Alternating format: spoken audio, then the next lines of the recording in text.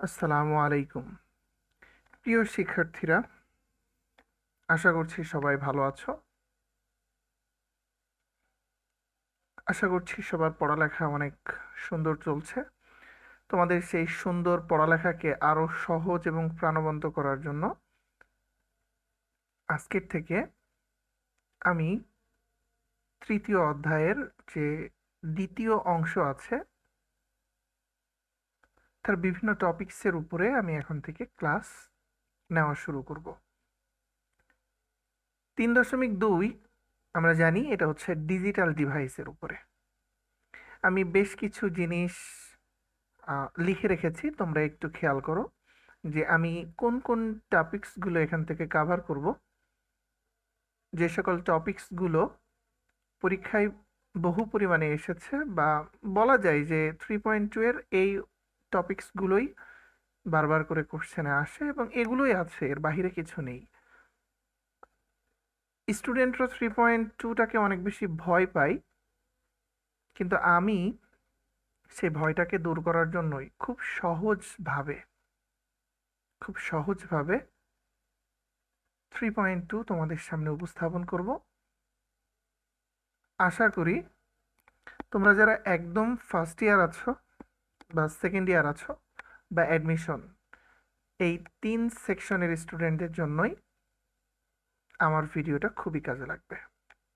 ভিডিওটা মূলত তুহিনস আইসিটির পক্ষ থেকে তোমাদের জন্য। তো আমরা যে টপিকসগুলো এখানে কাভার আপ করবো সেটা হচ্ছে, দেখো, লজিক ফাংশন সরলীকরণ। আমাদের অবশ্যই লজিক ফাংশন সরলীকরণ শিখতে হবে। লজিক গেট ও ফাংশন হতে ডায়াগ্রাম কিভাবে তৈরি করা যায়, যে লজিক গেট জিনিসটা কি বা এটা কেমন, এই জিনিসগুলো নিয়ে আলোচনা হবে। ও ফাংশন হতে কিভাবে আমরা ডায়াগ্রাম তৈরি করতে পারি ওই লজিক গেটগুলোকে ব্যবহার করে, সেই ডায়াগ্রামটা তৈরি করা শিখব। তারপরে আমরা ডায়াগ্রাম হতে আবার ফাংশন কিভাবে রিবিল্ড করতে পারি সেটাও দেখব। ফাংশন হতে সত্যক সারণী কিভাবে তৈরি করা যায় সেটাও দেখব। সত্যক সারণী হতে ফাংশন আমরা কিভাবে করতে পারি সেটাও আমরা দেখব। তারপরে আমাদের বলতে পারো মোস্ট ইম্পর্ট্যান্ট যে টপিকসটা সেটা হচ্ছে আমাদের ন্যান্ড ও নর গেটের সর্বজনীনতা। এটা একটা হট টপিকস বলতে পারো। এই যে এই টপিকসটা ন্যান্ড ও নর গেটের সর্বজনীনতা, কারণ এটা যদি তুমি বুঝতে পারো তাহলে পরবর্তী যে দুটো ইম্পর্টেন্ট টপিকস, একটা হচ্ছে ন্যান্ড দ্বারা বাস্তবায়ন, একটা লজিক ফাংশন দিয়ে দিতে পারে, লজিক গেট দিয়ে দিতে পারে, সেটা ন্যান্ড দ্বারা বাস্তবায়ন করতে বলতে পারে তোমাকে। সেটা বাস্তবায়ন কিভাবে করতে হয় সেটা তুমি সর্বজনীনতা যদি বুঝতে পারো তাহলে সেটাও বুঝতে পারবা। আবার নর দ্বারা বাস্তবায়ন, এই নর দ্বারা বাস্তবায়ন করতে গেলেও আমাদের সর্বজনীনতা বুঝতে হয়। এই দুটো কিন্তু অনেক ইম্পর্টেন্ট টপিকস, কারণ পরীক্ষাতে যদি একটু দেখো বিভিন্ন সালগুলোতে তাহলে এই দুটো গেট দ্বারা বাস্তবায়নের ক্ষেত্রে অনেকবার কোশ্চেন এসেছে। তারপরে আমরা এনকোডার, ডিকোডার, তারপরে আমরা দেখব অ্যাডার। অ্যাডারের পরেও আরো দুটো টপিকস আছে, কাউন্টার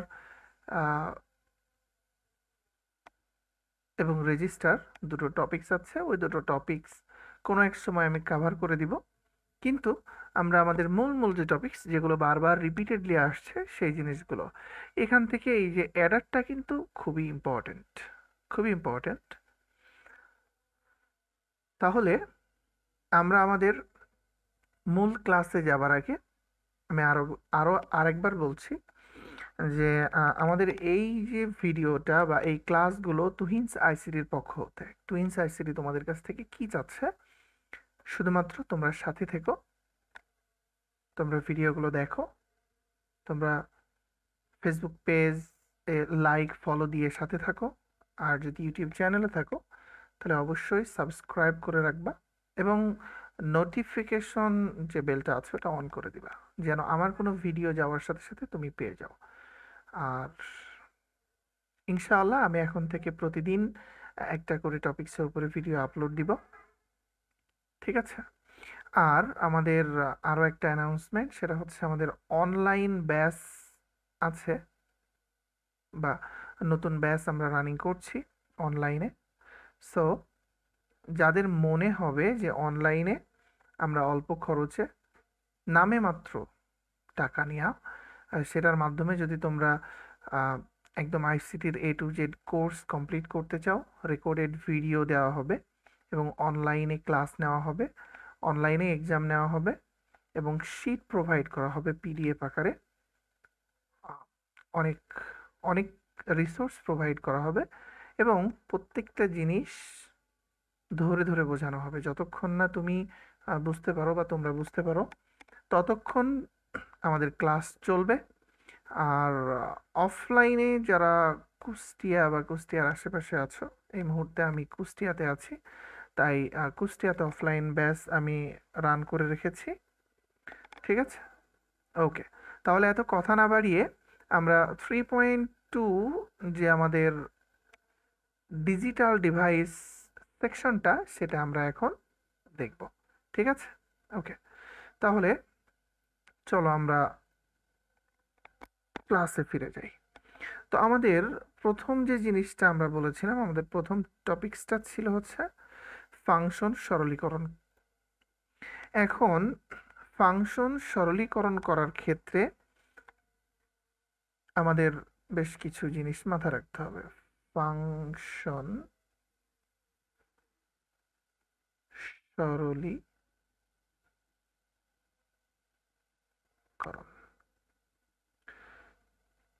আমাদের এই অধ্যায়ের যাবতীয় যা কিছু আছে, একটু খেয়াল করে দেখো যে প্রত্যেকটা জিনিসের সাথে আমাদের ফাংশনটা, লজিক ফাংশন যেটা, সেটা কিন্তু ওতপ্রোতভাবে জড়িত প্রত্যেকটা জিনিসের সাথে। আর আমরা সেটা কিন্তু আস্তে আস্তে ধীরে ধীরে সবই দেখব যে ফাংশন নিয়ে তুমি যদি বিস্তারিত জানো যে ফাংশন কিভাবে সলভ করতে হয়, ফাংশন কিভাবে সরল করতে হয়, এই ফাংশন থেকে তুমি ডায়াগ্রাম করতে পারবা, ফাংশন হতেই সত্যক সারণী, ফাংশন হতেই সবকিছু। তাই আমাদের খুব ভালোভাবে শিখতে হবে যে ফাংশন সরলীকরণ করার ক্ষেত্রে আমাদের কি কি প্রয়োজন পড়তে পারে। তো লজিক ফাংশন বলতে এখানে নর্মাল সমীকরণের মতোই বোঝাচ্ছে।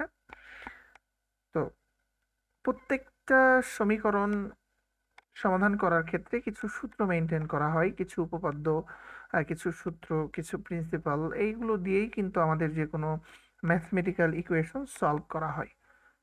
ঠিক তেমনি এখানে যে সরলীকরণ করতে হবে যে ফাংশন, তাকে আমরা বুলিয়ান অ্যালজেব্রা বলি, বুলীয় বীজগণিত। গণিতবিদ জর্জ বুল মূলত গণিতবিদ জর্জ বুল, ঠিক আছে, এই যে জর্জ বুল, জর্জ বুল, তিনি মূলত হচ্ছে এই বীজগণিতটা আবিষ্কার করেছেন, এই জন্য তার নাম অনুসারে একে বুলীয় বীজগণিত বলা হয়। তো কথা হচ্ছে যে এই বুলীয় বীজগণিতে সাধারণত বাইনারি সংখ্যা পদ্ধতি নিয়ে কাজ করা হয়, এটা একটু মাথায় রাখতে হবে। এখানে বাইনারি, এই বাইনারি কথাটা মাথায় রাখতে হবে যে বাইনারি সংখ্যা পদ্ধতি নিয়ে বুলিয়ান অ্যালজেব্রা কাজ করে। আর বাইনারির অঙ্ক সংখ্যা হচ্ছে 0 এবং 1। তাহলে এখান থেকে আমরা বুঝতে পারছি যে বুলিয়ান অ্যালজেব্রা বাইনারি নিয়ে কাজ করে এবং বাইনারিতে শুধুমাত্র 0 এবং 1 আছে। তাহলে এখানে 0 এবং 1 দিয়েই সমস্ত ক্যালকুলেশন, সমস্ত কিছু হবে, এটা আমাদেরকে মাথায় রাখতে হবে। এখন আরো একটা মজার জিনিস, যেটা যে 0 বলতে কি বোঝায় এবং 1 বলতে কি বোঝায়, এই জিনিসটা আমাদের জানা দরকার। আমরা তো 0101 বলি বাইনারি সংখ্যা, বা এটা নিয়েই সমস্ত ডিভাইস তৈরি হচ্ছে, এগুলো নিয়েই সমস্ত প্রযুক্তি কাজ করে। তো প্রশ্ন হলো যে এই 0 বলতে কি বোঝায় এবং 1 বলতে কি বোঝায়। আমরা তো বুঝি 01, কিন্তু কম্পিউটার কি বোঝে? কম্পিউটার আসলে 0 থেকে জিরো বলতে 0 থেকে 0.8 ভোল্ট বোঝায়। আবার কিছু কিছু জায়গায় বা কিছু কিছু বইয়ে এই জিরোর পরিবর্তে আমরা 0.2 দেখেছি। তাহলে মূলত জিরো বলতে বোঝায় 0 অথবা 0.2 থেকে 0.8 ভোল্ট পর্যন্ত, আর 1 বলতে বোঝায় 2 থেকে 5 ভোল্ট পর্যন্ত। এই জিনিসটা মাথায় রাখতে হবে। তাহলে বুলীয় বীজগণিত কে তৈরি করেছে? জর্জ বুল। কোন সংখ্যা পদ্ধতি নিয়ে কাজ করে? বাইনারি সংখ্যা পদ্ধতি। বাইনারি সংখ্যা পদ্ধতি 0 এবং 1 দুটি অঙ্ক আছে। 0 বলতে বোঝায় 0 থেকে 0.8 ভোল্ট এবং 1 বলতে বোঝায় 2 থেকে 5 ভোল্ট। ওকে, এবং আরো কিছু মজার জিনিস আমাদেরকে জানতে হবে, সেটা হলো বুলিয়ান অ্যালজেব্রার মৌলিক ক্রিয়া।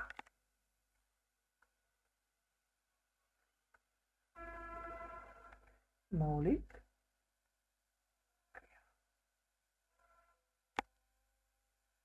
বুলিয়ান অ্যালজেব্রায় 3টা মৌলিক ক্রিয়া আছে। জর্জ বুল মূলত 3টা মৌলিক ক্রিয়া দিয়েই সমস্ত বীজগণিতটা পরিচালনা করেছেন। সেটা হচ্ছে, একটা হচ্ছে যোগ, যাকে আবার বলা হয় লজিক্যাল অর, আই মিন যৌক্তিক যোগ। এটা হচ্ছে 1 নাম্বার যৌক্তিক যোগ। 2 নাম্বার যেটা বলছে গুণ, যার আরেক নাম হচ্ছে লজিক্যাল, এবং সর্বশেষ যে মৌলিক ক্রিয়াটা আছে সেটা হচ্ছে পূরক।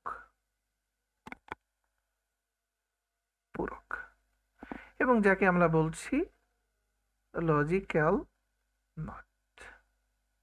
ঠিক আছে, তাহলে লজিক্যাল অর, লজিক্যাল অ্যান্ড এবং লজিক্যাল নট, একটা যোগ, একটা গুণ, একটা হচ্ছে পূরক। আচ্ছা, তাহলে আমরা বুলিয়ান বীজগণিতের বেশ কিছু বেসিক বিষয় জানতে পারলাম, যে এটা জর্জ বুল তৈরি করেছেন, এবং তিনি মৌলিক 3টা ক্রিয়া ধরেছেন, যোগ, গুণ এবং পূরক। ঠিক আছে। আচ্ছা, বুলিয়ান বীজগণিতের আরো কয়েকটা জিনিস আমাদেরকে জানতে হবে, যেমন চলক এবং ধ্রুবক। আমরা জানি চলক বলতে যার মান পরিবর্তন হয় সেটা চলক, আর ধ্রুবক বলতে যার মানের পরিবর্তন হয় না তাকে আমরা কি বলবো? তাকে আমরা ধ্রুবক বলবো। যেমন a equal to a plus a, এই যে এখানে যে 3টা a লেখা হয়েছে, এখানে a কিন্তু চলক, তার মানে এর মান 0 অথবা 1 হতে পারে, এরও মান 0 অথবা 1 হতে পারে, আবার ফলাফলস্বরূপ এদের মানও 0 অথবা 1 আসতে পারে। তার মানে এখানে এগুলো কিন্তু চলক যাদের মান পরিবর্তন হচ্ছে, বা কোনটা ফিক্সড না।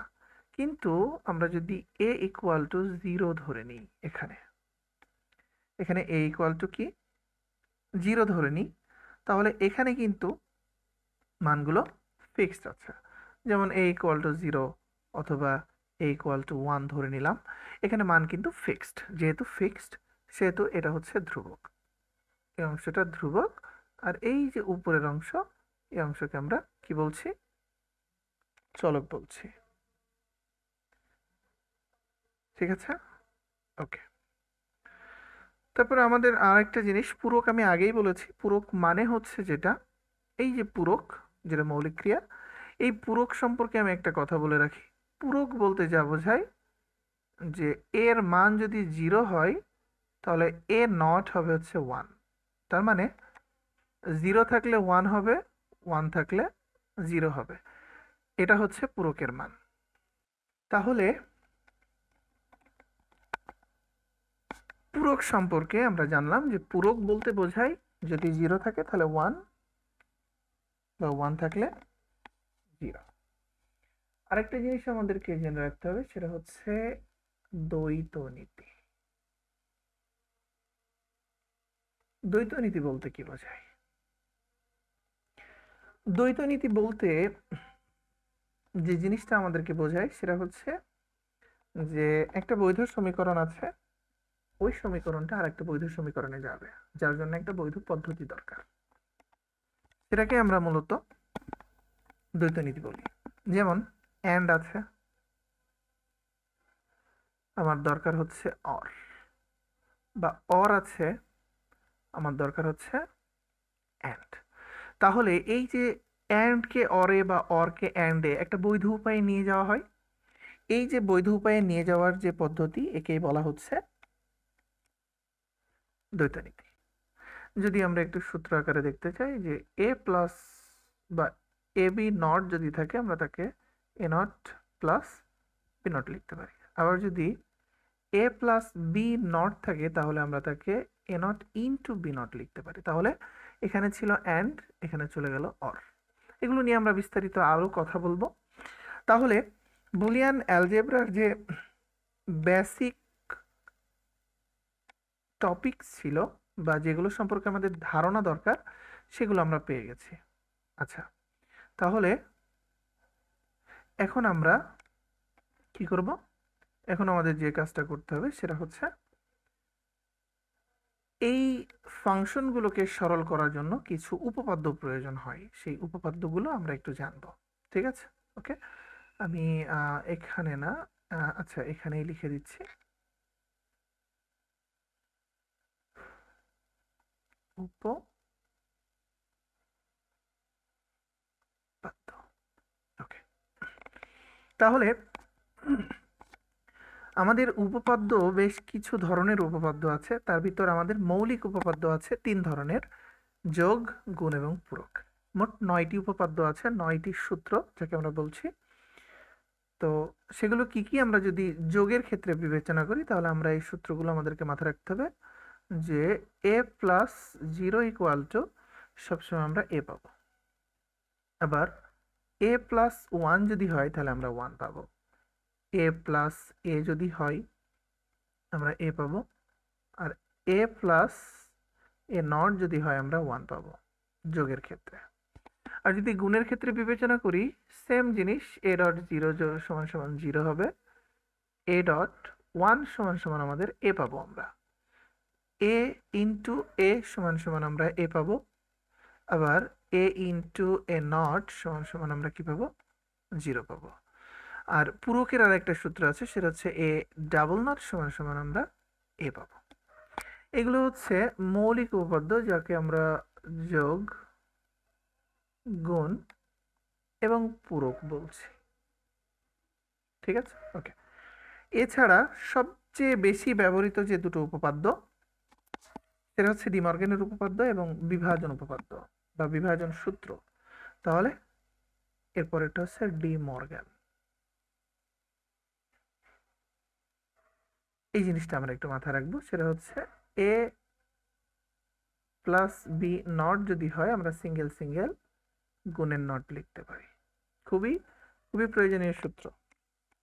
এবং এ বি নট যদি থাকে তাকে আমরা এ নট প্লাস বি নট লিখতে পারি। ওকে, তারপর আরেকটা হচ্ছে বিভাজন। বিভাজন, ওকে, সেটা হচ্ছে এ প্লাস বিসি যদি আমরা পাই কখনো বিসি, তাহলে আমরা লিখবো হচ্ছে A plus B into A plus C. আরেকটা আমরা যদি পাই বিভাজন সূত্র, তাহলে দেখো এ ইন্টু বি প্লাস সি যদি থাকে, তাকে আমরা লিখতে পারি এ বি প্লাস এসি। একটু খেয়াল করো, আমি কিন্তু খুব বেশি সূত্র লিখি নাই, যদিও আরো অনেকগুলো সূত্র আছে। আমাদের সব সূত্র কোনো না কোনো কাজে পড়ে, তবে সবচেয়ে বেশি ব্যবহার করা যে সূত্রগুলো, সেই সূত্রগুলো নিয়ে আমি এখানে কথা বলেছি। সবচেয়ে বেশি ব্যবহার করা হয় হচ্ছে আমাদের এই যে এই কয়েকটা সূত্র। এক হচ্ছে মৌলিক সূত্রগুলো, তারপরে ডি মর্গানের সূত্র আমাদের বেশ ব্যবহার করা লাগে, আর একটা হচ্ছে বিভাজন সূত্র। এবং আরো বেশ কিছু সূত্র আছে যে সূত্রগুলো আমরা প্রয়োজনে আস্তে আস্তে শিখব। তাহলে ফাংশনের ক্ষেত্রে মানে বুলিয়ান অ্যালজেব্রা বা ফাংশন সরলীকরণ করার ক্ষেত্রে আমাদের যা যা জিনিস প্রয়োজন ছিল তা আমাদের এই ছোট্ট কিছু সময়ে বা ছোট্ট কিছু থিওরিতে আমরা সেগুলো বুঝে নিলাম যে আমাদের কি কি জিনিস প্রয়োজন। এখন তাহলে আমরা একটু সরলীকরণের দিকে মনোযোগ দিই। আচ্ছা, একটা ফাংশন আমি যদি নিই, এখানে আমি লিখেই দিলাম যে ফাংশন সরলীকরণ।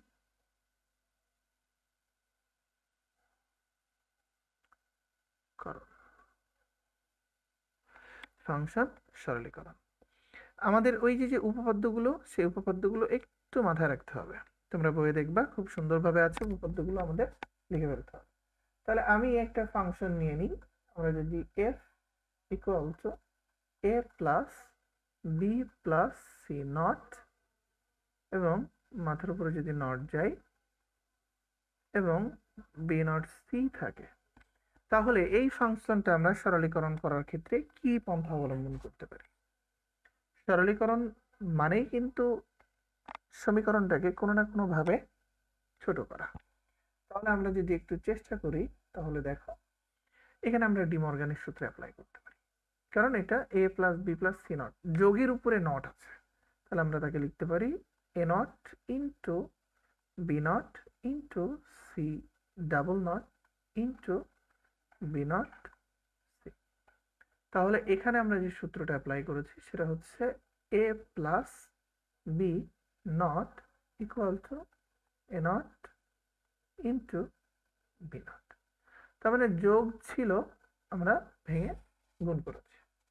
তাহলে এবার যদি একটু সাজিয়ে লিখি, তাহলে এ নট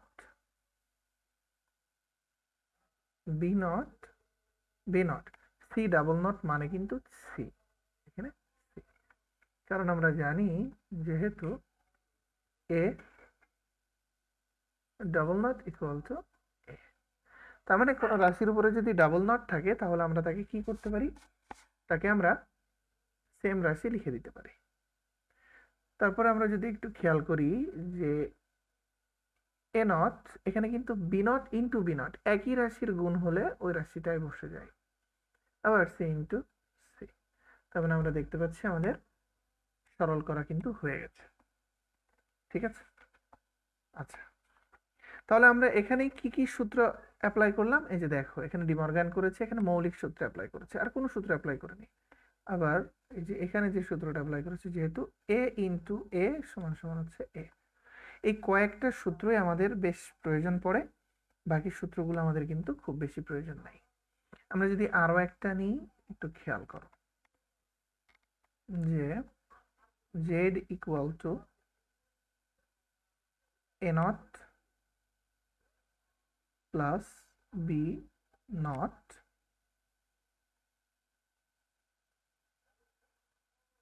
এখানে এ প্লাস বি এবং তাদের মাথার উপরে টোটাল।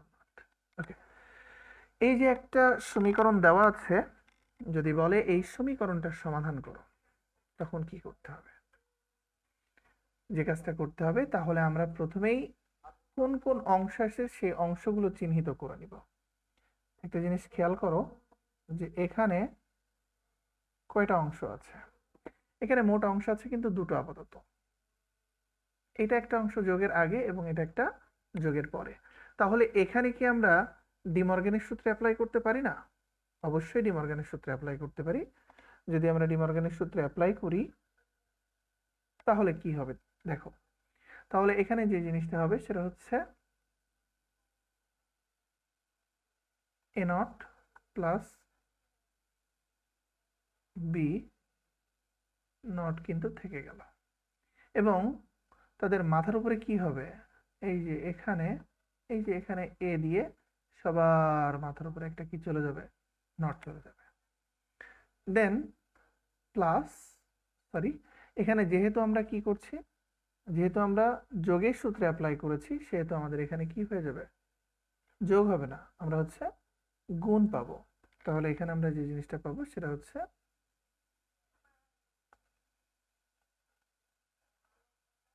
বি নট পাবো। ঠিক আছে, এখন যদি আমরা একটু খেয়াল করি তাহলে এই যে এই অংশটা দেখো গুণ অবস্থাতে আছে, গুণ অবস্থায় আছে, কিন্তু তাদের মাথার উপরে আবার নট আছে, তার মানে এখানেও দুটো অংশ, এ একটা অংশ, এ একটা অংশ। তাহলে এখান থেকে আমরা যে জিনিসটা করতে পারি সেটা হলো আমরা লিখতে পারি এ নট বি, তাদের মাথার উপরে ডাবল নট। ঠিক আছে, ওকে, ইন্টু এখানে হয়ে যাবে এ নট। একটা জিনিস তোমরা যেন ভুল করবা না, সেটা হচ্ছে সরি এখানে প্লাস হয়ে যাবে, প্লাস এ নট। একটা জিনিস ভুল করবা না, এই বি কিন্তু এদের উভয়ের সাথে গুণ অবস্থাতে আছে, বি নট। দেন এখন যদি আমরা একটু করি তাহলে দেখা যাবে এ নট প্লাস বি নট। ঠিক আছে, এ নট প্লাস বি, এটা কিন্তু এর সাথে যোগ অবস্থায় আছে, প্লাস আমরা কি লিখতে পারি, এ নট লিখতে পারি। ঠিক আছে, আমরা এ নট লিখলাম এবং এই সবার বাহিরে আছে বি নট। আচ্ছা, এবার আমরা এ প্লাস এ সমান সমান আমরা জানি এ, তাহলে একটা এ নট পাবো বি, এবং এখানে আমরা লিখবো হচ্ছে বি নট। এবার বিভাজন সূত্র অনুসারে গুণ করে দাও, তাহলে হচ্ছে A not B not plus B B not, এই অংশটা 0 হয়ে যাবে, তার মানে A not B not plus 0, এবং উত্তর স্বরূপ আমরা লিখতে পারি এ নট বি নট। তাহলে কোথায় কোন সূত্র অ্যাপ্লাই করলাম আমি একটু ডিটেলসে আরো একবার বলে দিচ্ছি, একটু খেয়াল করো। তাহলে আমরা দেখতে পাচ্ছি যে এখানে ডি মর্গানের সূত্র অ্যাপ্লাই করেছি, এখানে ডি মর্গানের সূত্র অ্যাপ্লাই করেছি, এখানে পুরকের সূত্র অ্যাপ্লাই হয়েছে। দেন এখানে এখানে যে সূত্রটা এসেছে সেটা হচ্ছে এ প্লাস এ সমান সমান এ পেয়েছি আমরা, এই যে এখানে এখানে এখানে, কারণ এই যে এ আর এ দুটো এ আছে। আবার এখানে এসে বিভাজন সূত্র, আমরা বিভাজন সূত্র কি পড়েছিলাম, যে এ প্লাস বি নাকি এ ইন্টু বি প্লাস সি যদি থাকে তাকে আমরা লিখতে পারি এ বি প্লাস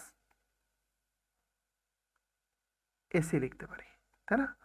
তাহলে আমরা সেটাই করেছি, এখানে সেটাই করেছি, এবং বি ইন্টু বি নট একই রাশি নট যদি হয় এ ইন্টু এ নট সমান সমান হচ্ছে 0, আমরা সূত্রে দেখে এসেছি। এবং সর্বশেষ আমাদের থাকছে কি এ নট বি নট। আমরা এর পরিবর্তে আমরা এভাবেও লিখতে পারি, আমরা কিন্তু উত্তরটা এ প্লাস বি নটও লিখতে পারি, কারণ আমরা ডি মর্গানের সূত্র দেখে এসেছি এ প্লাস বি নট মানেই হচ্ছে A not into B not. তাহলে এটার পরিবর্তে আমরা এটাকেও লিখতে পারি। তাহলে তোমরা দেখলে যে কত সহজে আমরা একটা ফাংশনকে সরলীকরণ করছি। ঠিক আছে, তাহলে তোমরা অবশ্যই করে সূত্রগুলো মুখস্থ করবা, সরলীকরণ করবা, এবং তোমরা অবশ্যই তোমাদের এইচডব্লিউ গুলো তোমরা চাইলে ফেসবুক পেজে সাবমিট করতে পারো, অথবা তোমরা চাইলে সেগুলো করে ভিডিও করে সেটা আমাদেরকে দিতে পারো, যে তুমি নিজে নিজে সলভ করতে শিখে গেছো, সেটা আমাদের পেজ বা গ্রুপের জন্য দিতে পারো, যেন কারো উপকার হয়। ঠিক আছে, তো আজকের ভিডিও এ পর্যন্তই। নেক্সট টপিকসের জন্য অবশ্যই তোমরা অপেক্ষা করো। আল্লাহ হাফেজ।